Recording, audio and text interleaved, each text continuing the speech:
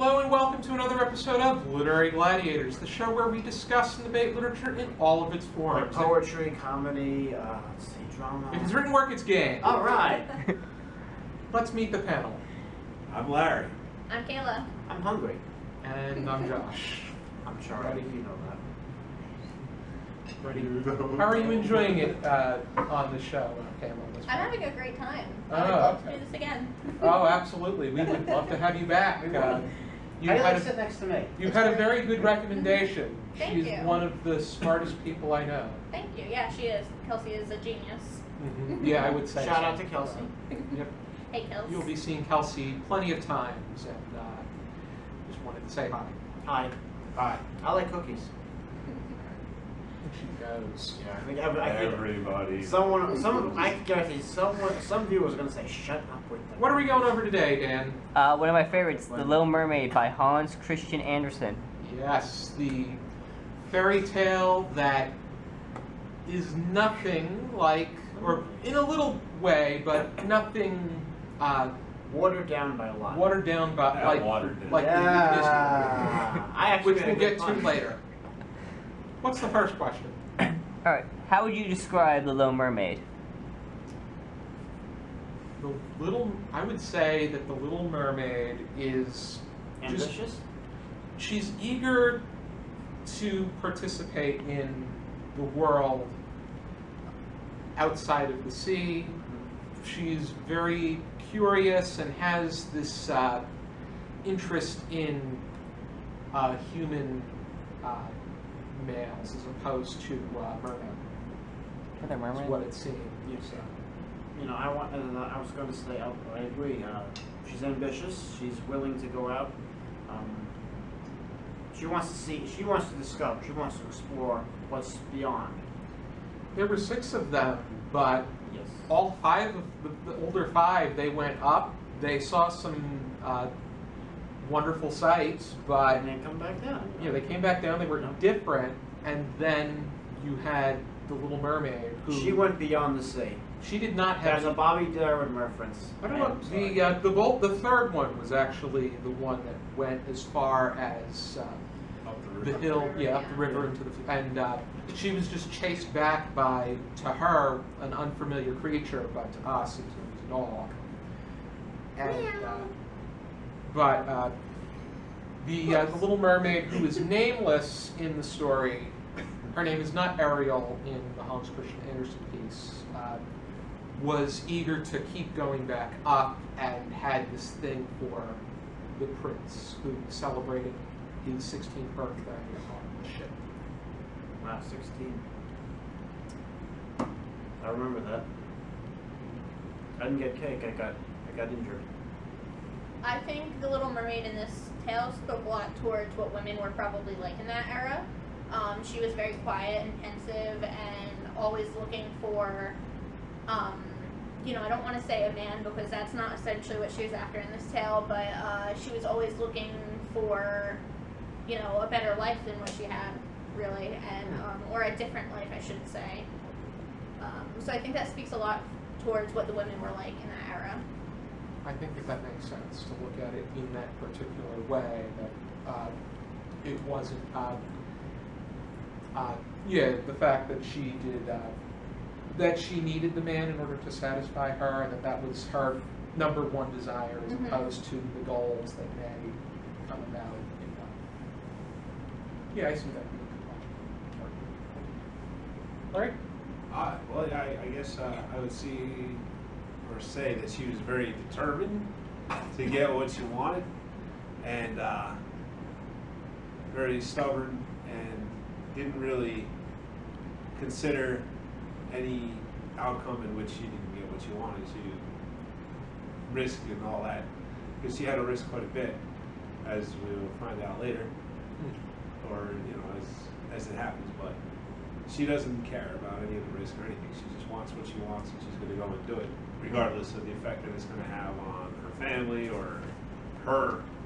She wants what she wants. On one hand, that she wants what she wants, but on the other hand, she's willing to go beyond boundaries in order to fulfill her desires. The fact that the fact that she saved the prince's life, it can either go, what, A, she was empathetic, or B, she just loved and desired him. But then again, you also have to take into account the fact that later on she spared him.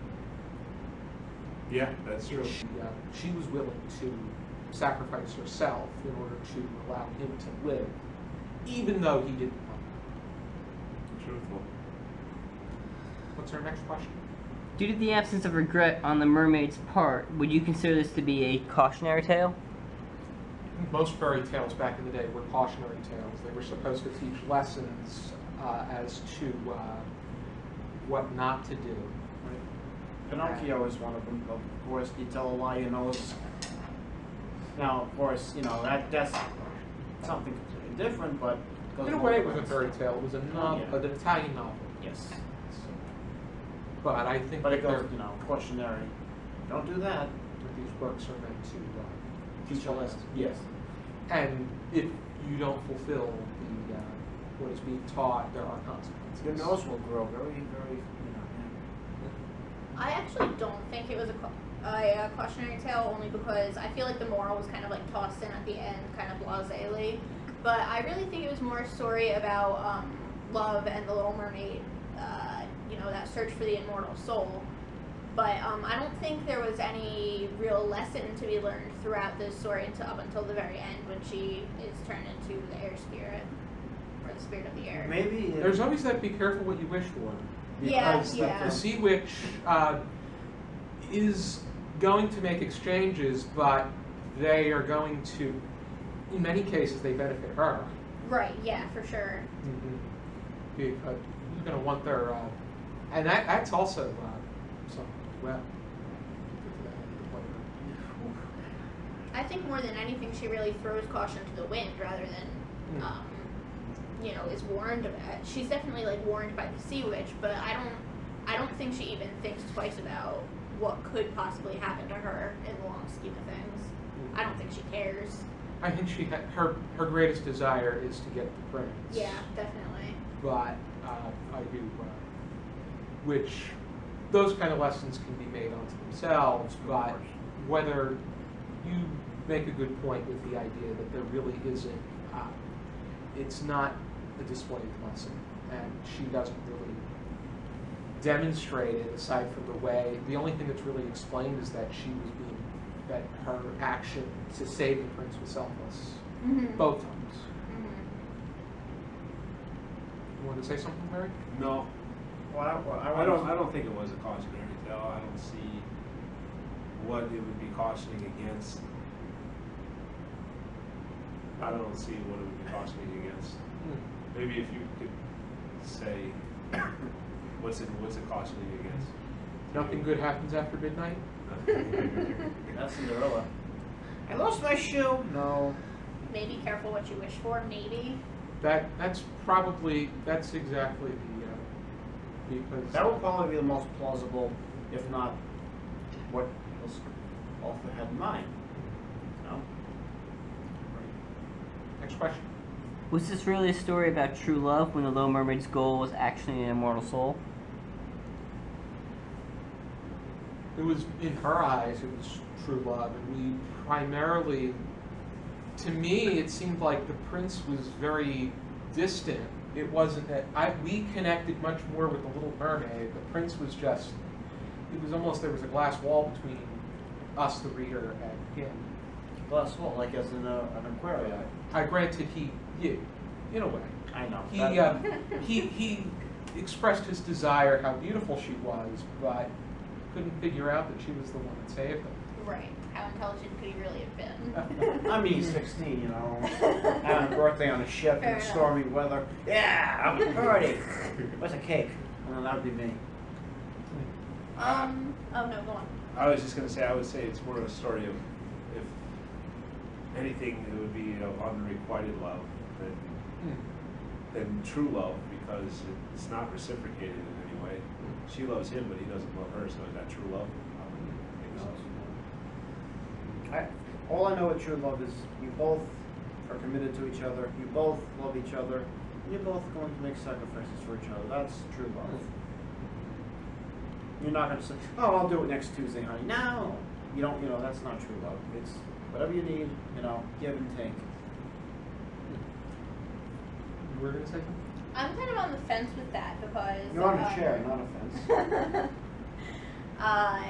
I think the Little Mermaid very clearly was truly in love with the prince, and obviously, like, her goal of the immortal soul could not have been obtained without that mutual feeling of true love. But the sacrifice she made at the end, I think, makes it a very true, pure love, no matter whether or not it was reciprocated. Granted, the ending, I think she, the fact that in most cases when mermaids die, they just turn to the sea foam and nothing really comes out of it for 300 years. At least with her, she was able to function because of the selfless deed that she King Neptune Had- King Neptune, god of the sea, had compassion on her. So she became a, I don't know if you can call it an angel because some, or a spirit. Entity of some sort. Yeah. Next question. In 1989, Disney recreated the film The Little Mermaid to be much different from the original work. Do you feel these changes were necessary, and do you prefer the original work or the Disney adaptation? For Disney, it was necessary Yeah, because the kids. yeah, the kids of that era are not going to. I don't know what they would think about a Little Mermaid having her tongue slit by a sea witch and having the blood drip over her. Thank you. I wasn't planning on having dinner later. That would be, but that's what Disney does. They recreate stories so that it appeals to everyone, and then it makes it fun-filled and pleasant. And Happy. Yeah, everything's got to be happy.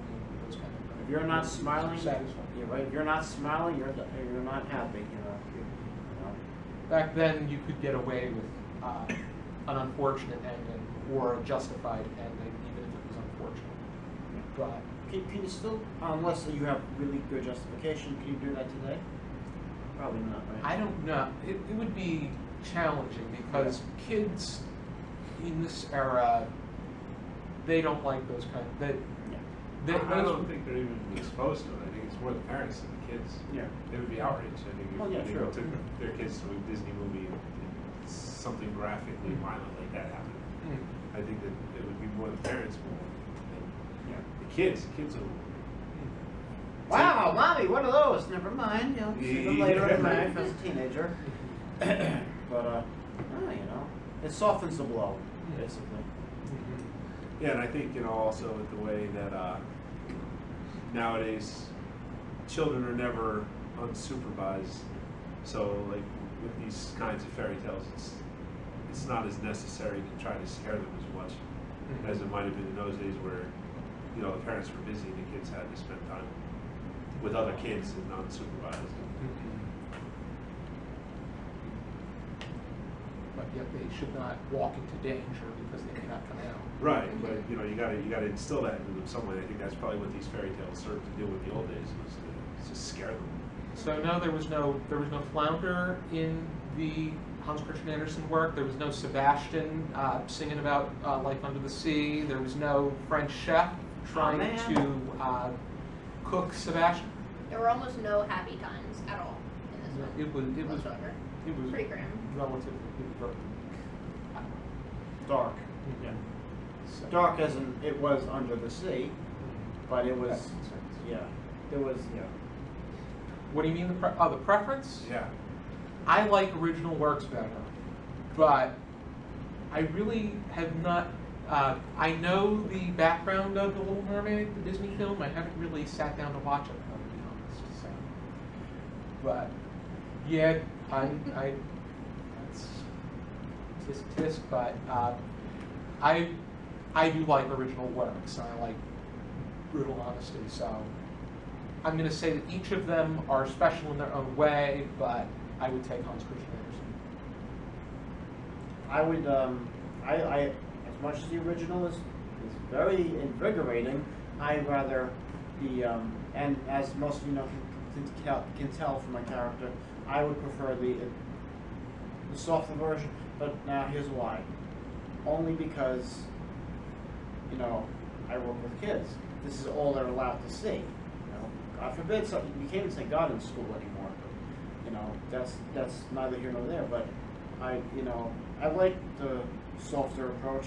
And as they get older, going into middle school, high school, that's when I think it's time to say, okay, this is where we need to have this talk about the Little Mermaid. You know,